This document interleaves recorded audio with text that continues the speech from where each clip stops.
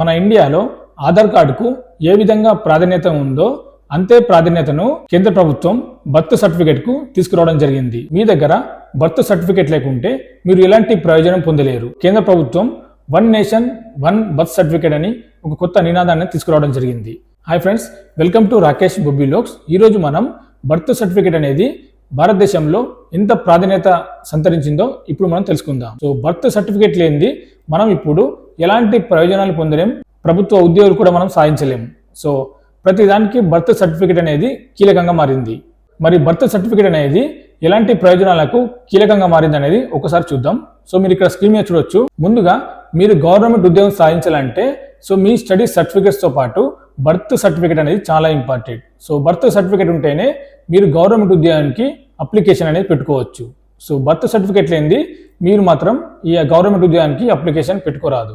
దీంతో పాటు మీరు స్కూల్ లోపల లేదా కాలేజీలో అడ్మిషన్ కావాలన్నా కానీ ఇప్పుడు బర్త్ సర్టిఫికేట్ అనేది మ్యాండేటరీ.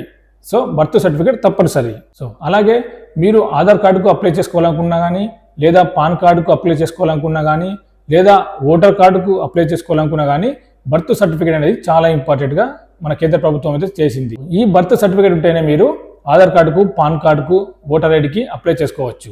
అలాగే డ్రైవింగ్ లైసెన్స్ కోసమైనా సరే మీకు తప్పనిసరిగా బర్త్ సర్టిఫికేట్ అనేది అవసరం.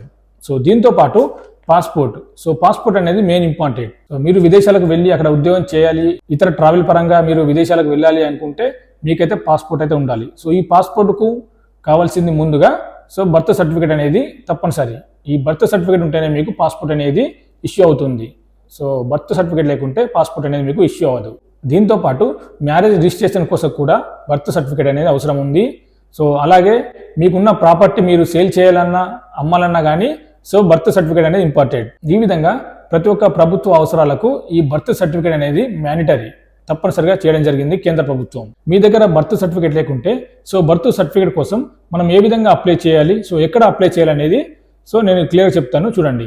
ప్రస్తుత కాలంలో మీకు బర్త్ సర్టిఫికేట్ కావాలి అనుకుంటే ముందుగా మీరు మీ దగ్గరలో ఉన్న మీ సేవా సెంటర్కి వెళ్ళండి. సో మీ సేవా సెంటర్లోకి వెళ్తే వాళ్ళు మీకు ఒక అప్లికేషన్ ఫామ్ అనేది ఇస్తారు. సో అప్లికేషన్ ఫామ్తో పాటు గవర్నమెంట్ అధికారులు సంతకం చేసిన ఫామ్ కూడా ఇస్తారు. సో దీంతో పాటు నాన్ అవైలబిలిటీ ఫామ్ కూడా ఇస్తారు. నాన్ అవైలబిలిటీ ఫామ్తో పాటు ఒక అఫిడవిట్ కూడా ఇస్తారు. సో ఇది లాయర్ సంతకం ఉంటుంది ఇందులో. సో ఈ 4 ఫామ్లు మీరు ఫిలప్ చేయాల్సి ఉంటుంది. సో ప్రతి ఒక్క ఫామ్ క్లియర్గా ఫిలప్ చేయాలి. మీ సేవా సెంటర్లు తీసుకున్న ఈ 4 ఫామ్లతో పాటు మీరు ఆధార్ కార్డు, అదేవిధంగా రేషన్ కార్డు, మీ 10th క్లాస్ సర్టిఫికేట్స్, ఒకవేళ 10th క్లాస్ సర్టిఫికేట్స్ లేకుంటే మీ స్టడీ సర్టిఫికేట్ అయినా వీటితో జతపరచాలి. దాంతోపాటు ఒక ఫోటో కూడా వీటితో పాటు జతపరచాలి.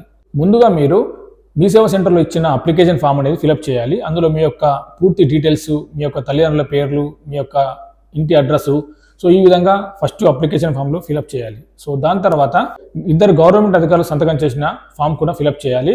2 గవర్నమెంట్ అధికారుల ఫామ్ ఎందుకు ఉంటుందంటే సో మీరు నిజంగానే ఈ ఊరిలో జన్మించారు అనేది ఒక ప్రూఫ్ కొరకు సో వారి యొక్క సంతకం, వారి యొక్క ఫామ్ అనేది ఉంటుంది.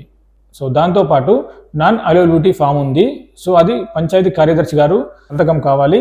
ఆ తర్వాత లాస్ట్ ఫామ్ లాయర్ ద్వారా పొందిన అఫిడవిట్ ఉంటుంది.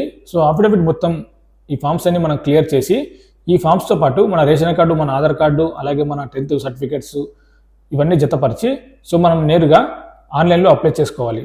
సో ఆన్లైన్లో అప్లై చేశాక మీరు డైరెక్ట్గా ఈ ఫామ్లు తీసుకెళ్ళి ఎంఆర్ఓ ఆఫీస్లో సబ్మిట్ చేయాలి. ఎంఆర్ఓ ఆఫీస్ నుండి మీ ఇంటికి ఎంక్వైరీ కోసం వస్తారు. సో మీరు నిజంగానే ఈ ఊరిలో జన్మించారా అని పూర్తి ఎంక్వైరీ చేశాక ఎంఆర్ఓ ఆఫీస్ నుండి క్లియర్గా ఎంక్వైరీ అయిపోయిన తర్వాత మీరు ఫిలప్ చేసిన ఫామ్స్ అనేది ఆర్డీఓ ఆఫీస్కు వస్తుంది. సో ఆర్డీఓ ఆఫీస్లో ఎంక్వైరీ చేశాక సో ఆర్డీఓ ఆఫీస్ నుండి మీకు ఒక రిజిస్టర్ నెంబర్ అనేది వస్తుంది. ఆర్డీఓ ఆఫీస్ నుండి వచ్చిన రిజిస్టర్ నెంబర్తో పాటు మీరు గ్రామ పంచాయతీలోని గ్రామ కార్యదర్శి దగ్గర తీసుకొచ్చి సో అక్కడ చూపించిన తర్వాత కార్యదర్శి వారు మీకు ఒక నెంబర్ అనేది ఇస్తారు. సో ఆ నెంబర్తో మీరు డైరెక్ట్గా మీ సేవా సెంటర్కి వెళ్ళి బర్త్ సర్టిఫికేట్ అనేది డౌన్లోడ్ చేసుకోవచ్చు. సో ఈ విధంగా ప్రాసెస్ అనేది ఉంటుంది ఒకవేళ మీ దగ్గర బర్త్ సర్టిఫికేట్ లేకుంటే. మరి వీడియో నచ్చితే లైక్ చేయండి, షేర్ చేయండి, సబ్స్క్రైబ్ చేసుకోండి. మరిన్ని వీడియోల కోసం ఇంకా ఏమైనా అప్డేట్స్ ఉంటే మన ఛానల్ ద్వారా తెలియజేస్తాను.